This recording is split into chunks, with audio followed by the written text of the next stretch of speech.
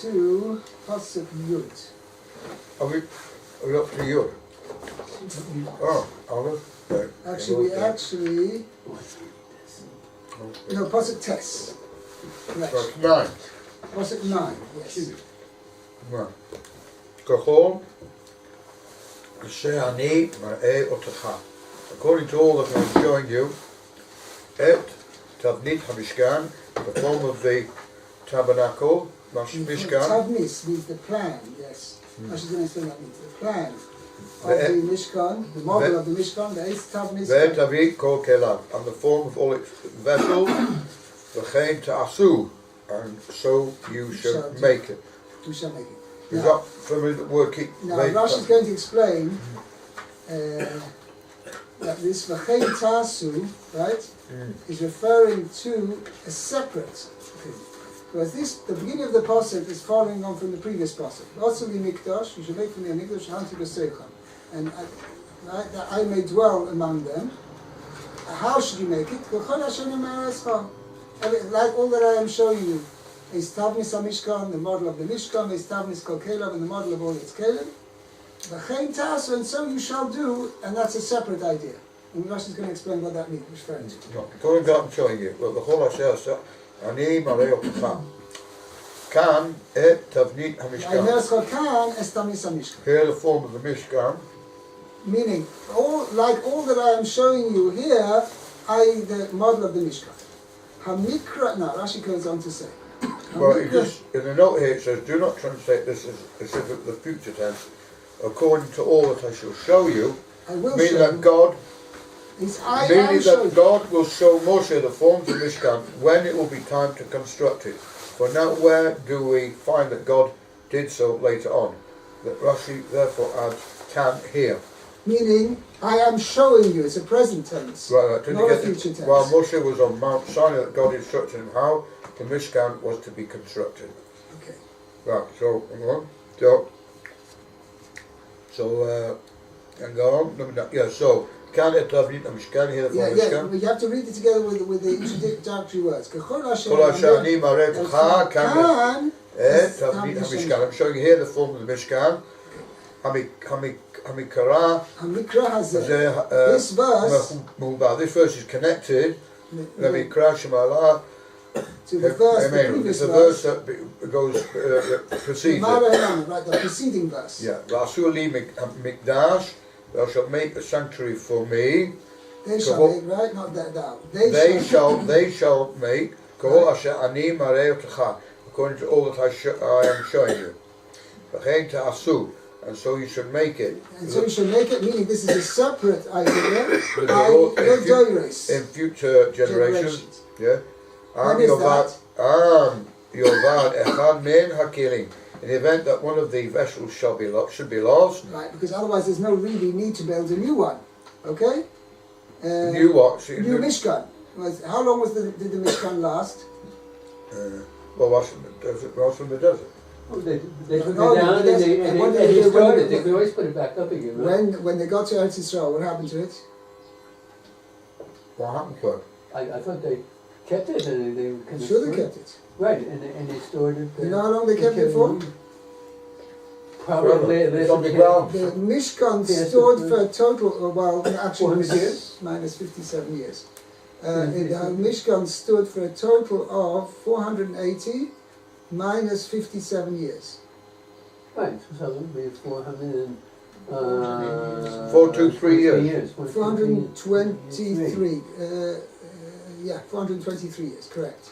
Yeah, because they used it in Shiloh. How many years in the Midbar and then afterwards? They were made up 40 years in the desert, another 14 years in Gilgal, when they came over they crossed over the Jordan. They set up the Mishkan in Gilgal, and that remained for the 7 years they conquered, and 7 years they divided up the land. And after that, then they moved it to Shiloh, and in Shiloh it was a little bit different. They had been when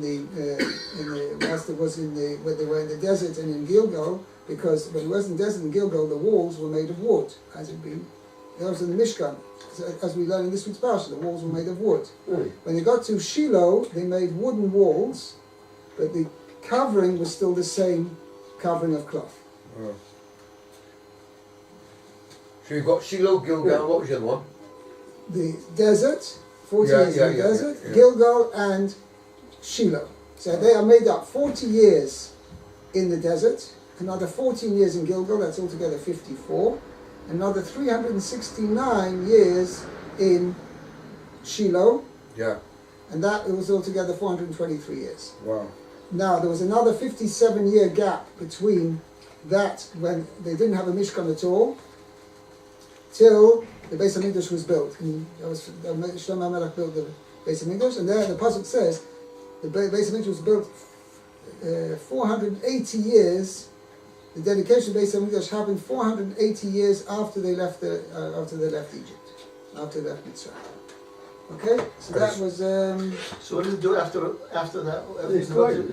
Well, once they had the Beis HaMikdash, there was no more. It was obsolete. The Mishkan. But they must have stored it because it's holy. I guess so. I don't know what they did. The Maybe Kalim were used in the Beis HaMikdash. Right. Why did the Mishkan stop? Because why did it stop then? Say so? No, because the Plishtim destroyed it. Oh, The Plishtim attacked and the Plishtim destroyed the Mishkan. did they? Oh, okay, yeah. And that's when they stole. I mean, they captured the Holy Ark, the Ark of Kodesh. Right, and it turned around and bite him. And? It turned around and bite him. Right, whatever they used, but the Maisa it stayed there 57 years till they gave it back, or almost actually a bit less, because already in the time of David HaMelech, he captured it, he got it back from the Plishtim. I thought the Plishtim voluntarily gave it. Oh, back. he gave it back. Correct. I'm not sure exactly what the circumstances were. They brought begged it back. them to Yes, take they it brought back. it. Brought it when two animals came. Two oxen. Two oxen were carrying They it. begged them to take it. Yeah. Right, because And the oxen found their way to go to the Israel. right.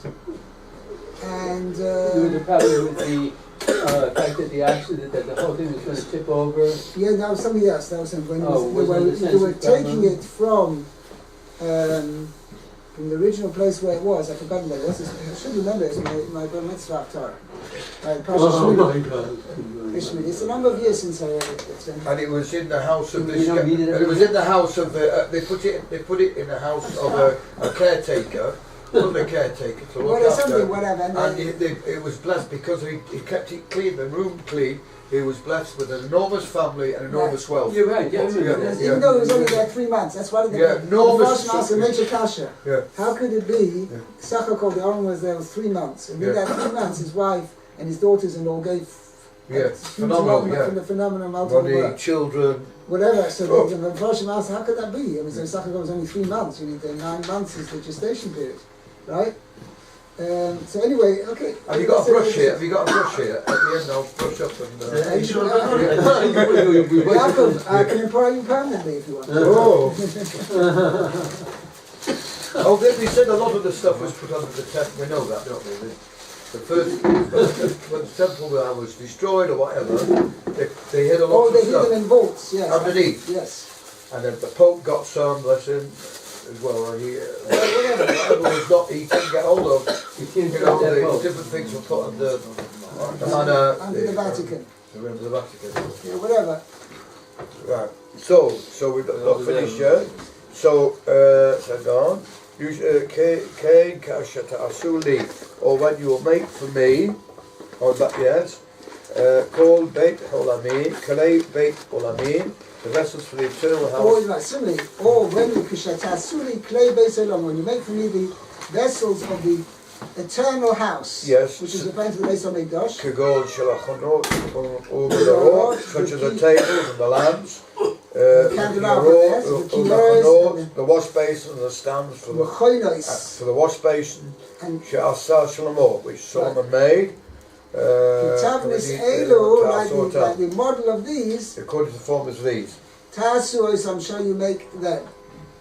Okay, now it's interesting. At the time of Shlomo HaMelech had, in his great wisdom, made, besides the original Shulchan and the original menorah, he made many more to accompany the original one. So they still had the original one. It was a bigger construction, so were the things larger?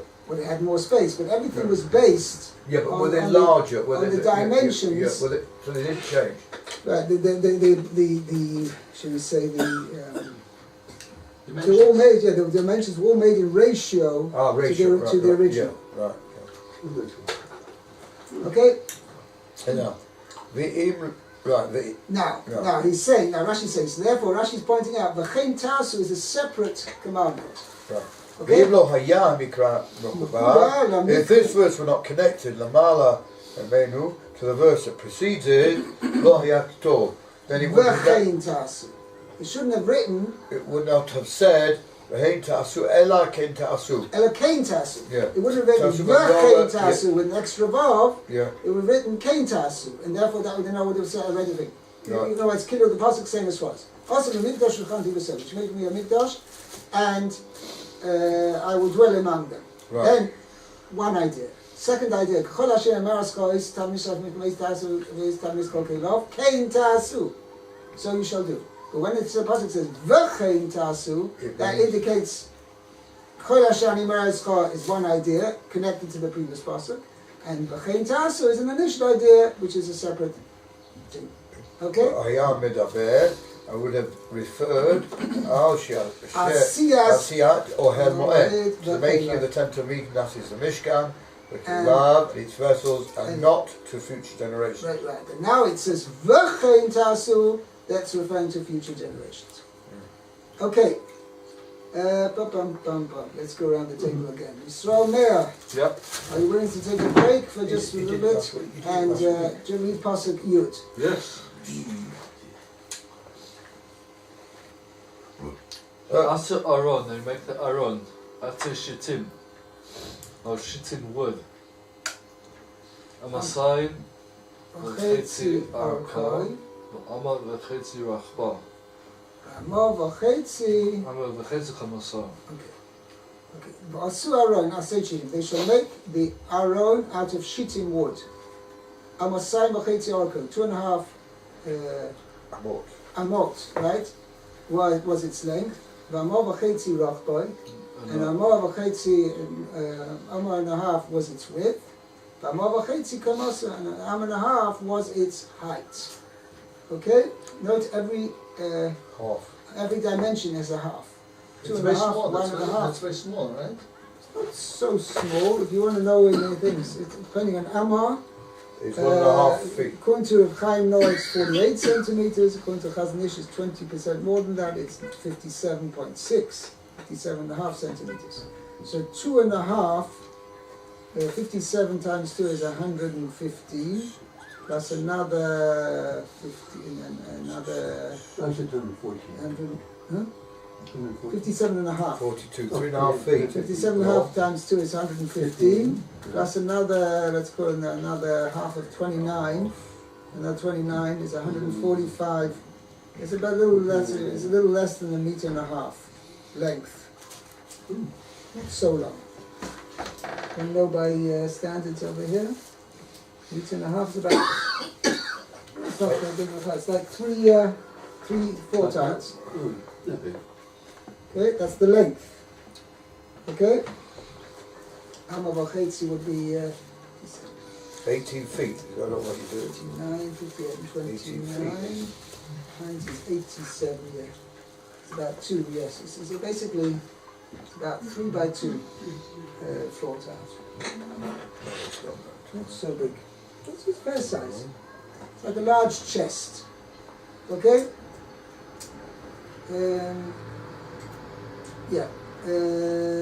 Let's see Rashi.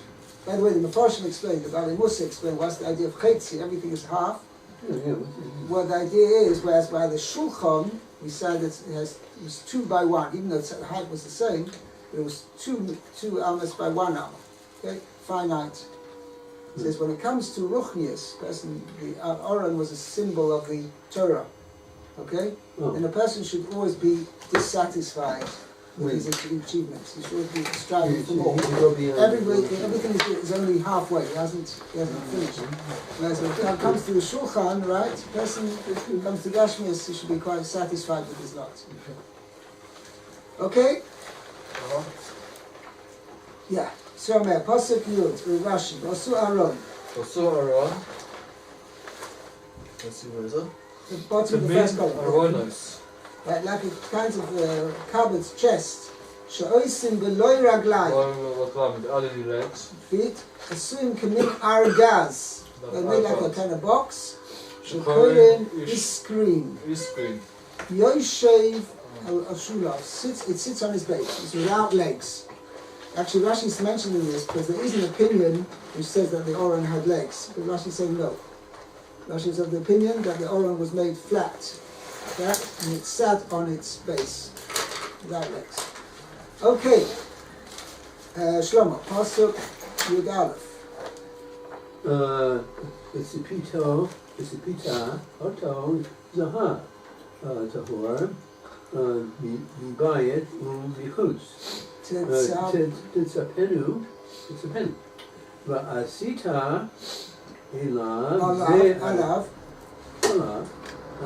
Zer, Zaha, Sabib. So it was covered. He covered it with gold. Right, overlaid. Gold. You shall. No, he didn't. What he did. This is the command. You shall. Right. You shall cover it with gold, pure gold, from the buy it from inside. From inside. Inside, outside. You shall cover it. And you shall cover it, and you will make it. Upon it, you shall make upon it zer zahav. Saviv.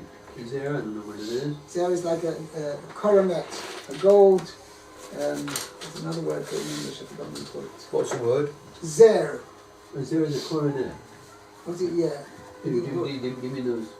Yeah, it's like a crown. Crown. Like Ornament. A crown. Right, Yeah, golden crown. They put it on the roofs now. Yeah, whatever. So that's what that means. It's zer zahav something. Right. There's a word for it in English. It's a Coronet. Yes, that's what he translates as. No, crown, like you said. Crown. Yeah, okay. Gold crown. It shall be crowned with glory. Right. So to speak. Okay, says Rashi. Okay. Mi bayit u'michutz Titzapenu. Yeah. Okay. From the inside, inside and outside it you will be covered. Okay, that's Gimel, Aronot, Asa, B'Tsalel, Beit, Shel, Zahab, the Olive, Shel, Eitz. Okay, so now Rashi everything. Let's translate step by step. Okay, so there's 3 Aronot you will make. B'Tzalel made. B'Tzalel will make, made. And he made is 2, that is 2 of gold and 1 of wood. Okay, and he made Daled Kitalim the Shulayim the Cholachad. 4 walls and Shulayim and base. Coattails, right.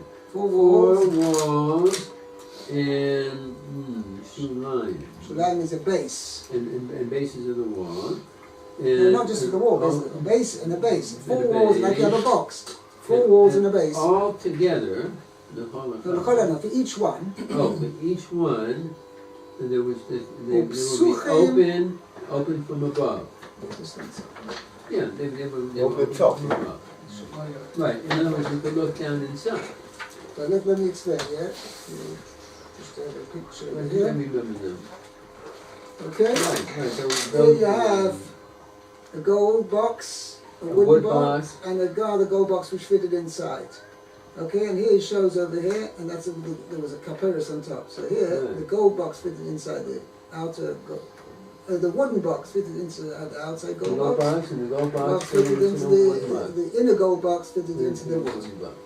Okay? Right, okay. The Tansha Eitz Betok Shel Zahav, Shel Zahav Betok Shel Eitz. So you described it like that. You put the Aron of Eitz within the one gold. of gold, The outer gold and one. of gold within the one of Eitz. Right. Okay, In the top, the feet pad. Covered over the svosoi, its edge. His edge. Ha'elyona, on the top.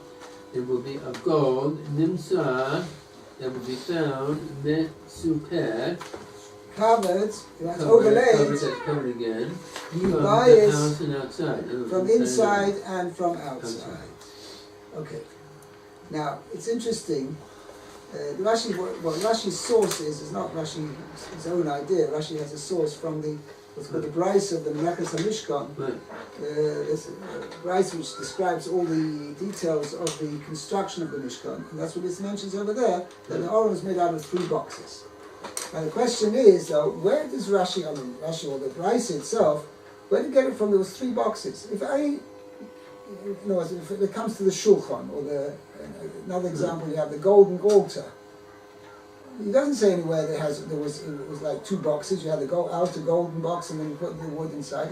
Pashtus, when you say it's overlaid, right? It's covered, overlaid, meaning you took the original wood, you put sheets of gold, and you banged it on.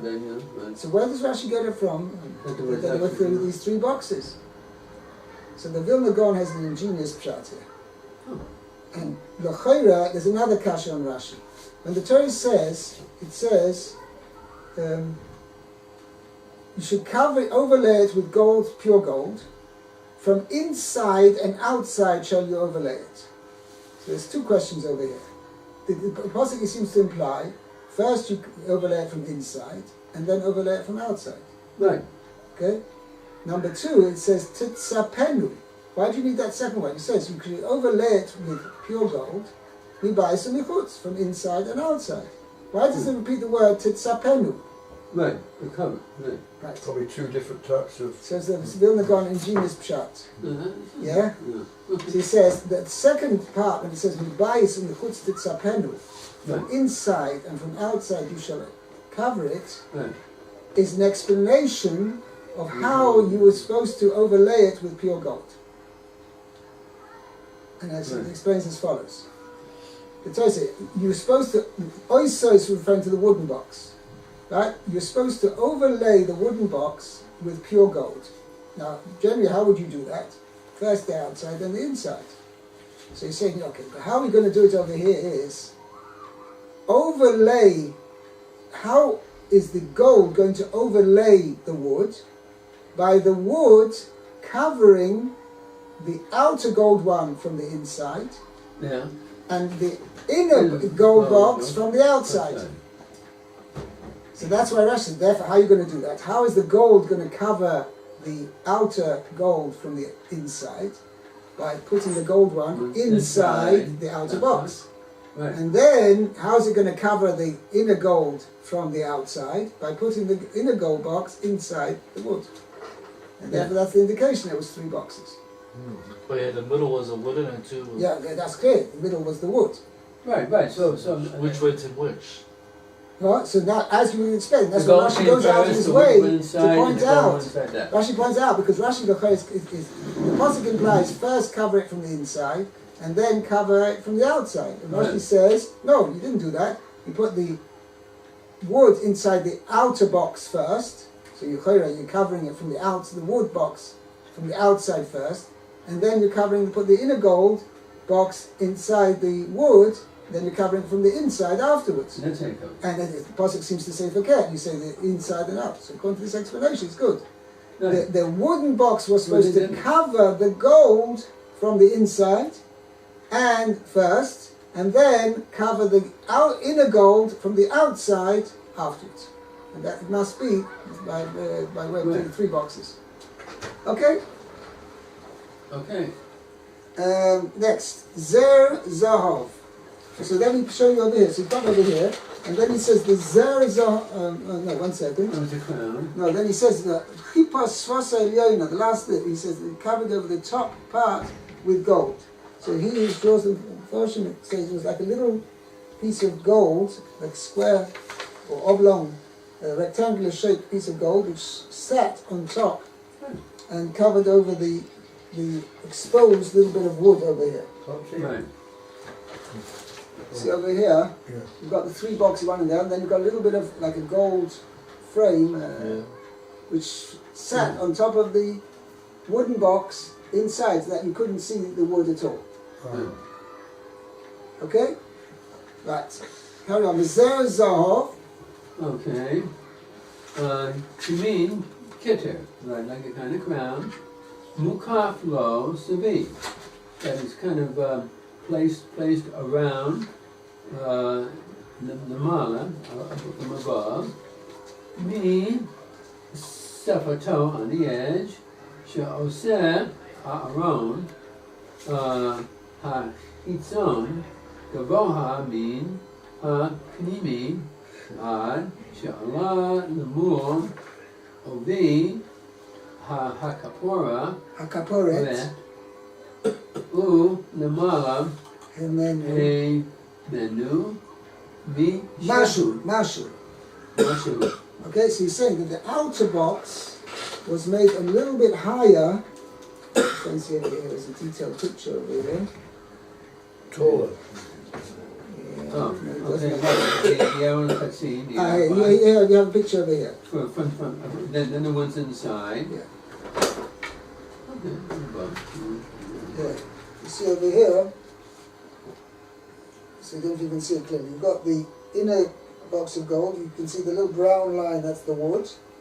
And then you've got the outer box, goes higher over here than the wood.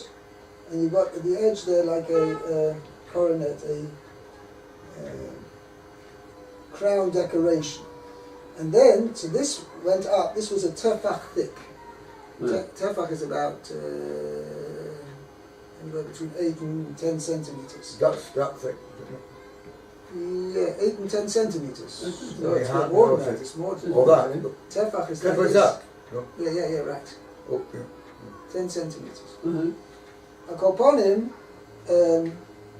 so that's how you had it. So therefore this outer box was higher so that the kaperes over here would fit in, and even after it fitted in, you still had a little bit of this coronet edging, crown edging was still higher than that. Is that your book? What, my personal book, yeah. I mean, it's not I didn't do it. No. Okay. Right. Alright. Okay. Lemala. Ushakaperes, that's what he's going to say on. Ushakaperes shoichev. Carry on. You've got another couple of lines. Okay. Ovi. Ovi, what do you say? Ovi. Thickness. The thickness, right. It would lay on the thickness. Kitalim. Of the walls. Right, the kotel. Of the walls. Above the. Ole hazer above the lemala. crown. The edging, right, this crown edging would go higher. Higher from all the thickness.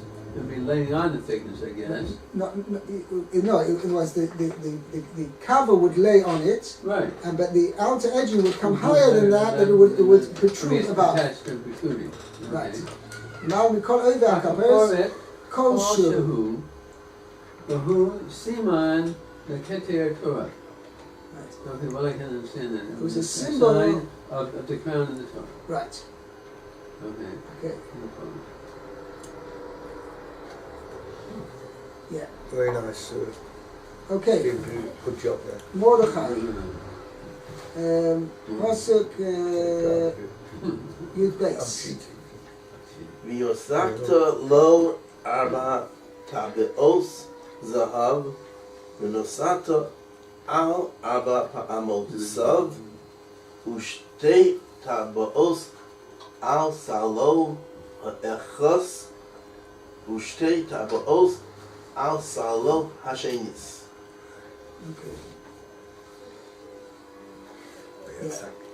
Yatzak Toloi.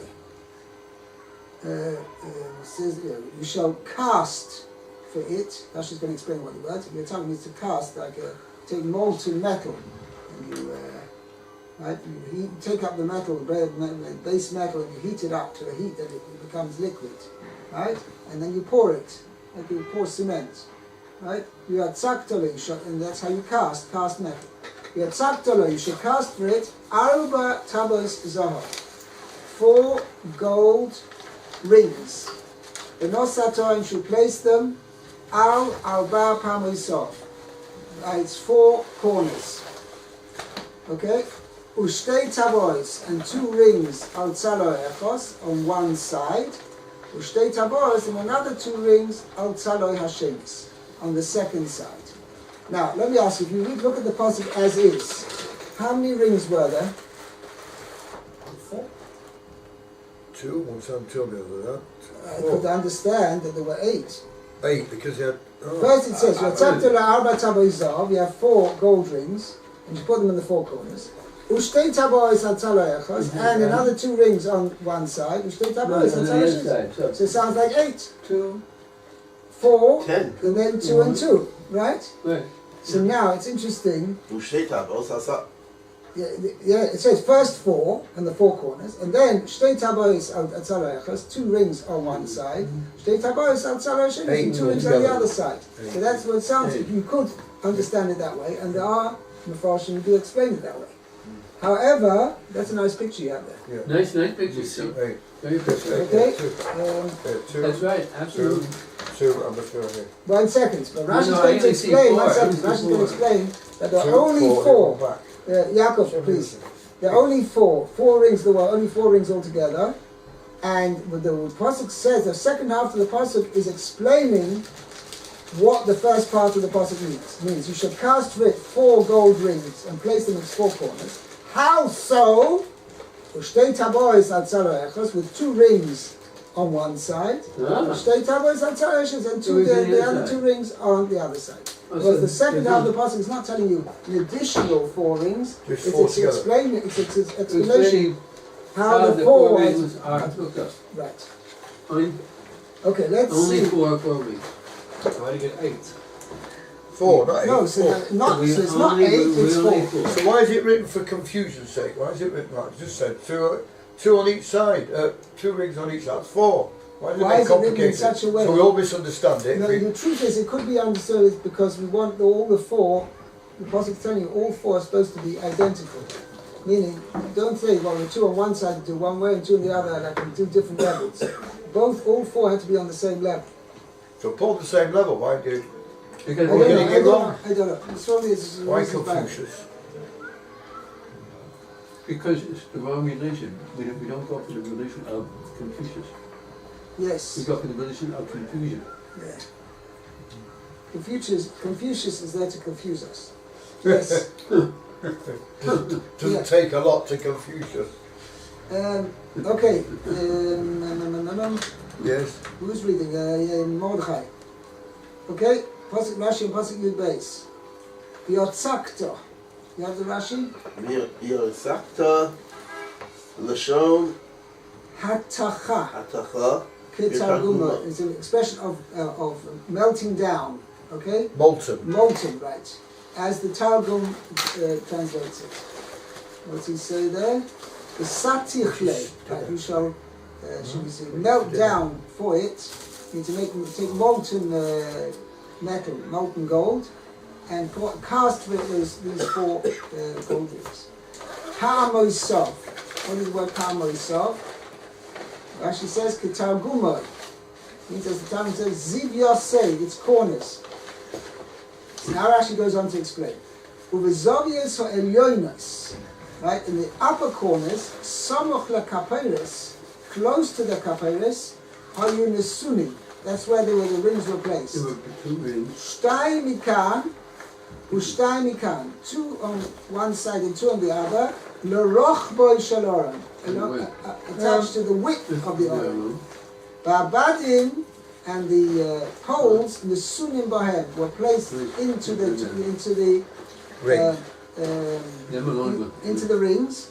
Va'olko shal aroin mafsik ben abadim, and the length of the aroin was interrupted between the poles. Amosayim v'chetzi, 2.5 amos, ben bad lebad, between one pole and the next. Why was it done that way, and not the? In other words, why was the poles placed along the width with the length in between, and not the other way around? Place the 2 poles along the length with the width in between. Yeah. So Rashi explains why. Because We're able to walk between them. Shnei bnei Adam hanosim es ha'aron, that the two people carrying the aron, mahalchim beineim, should be able to walk between them. B'chein mefresh b'menachos perek shtei halachim. So it's stated explicitly in Menachos, Maseches Menachos, perek shtei halachim, perek of shtei halachim.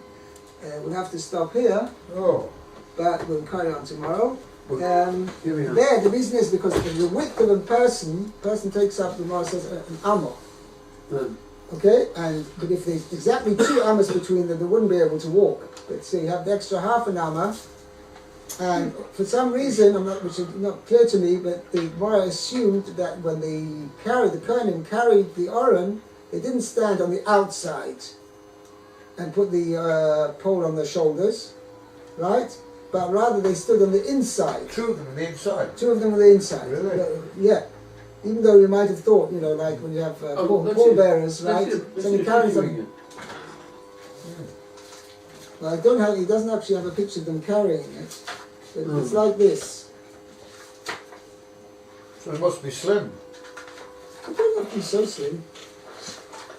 Oh. I mean, so you have here the Aron, and here along the width side they have the poles. And Right. there was Okay. a So you had. Wait a minute. So you had to have 4, right? You supposed to do that?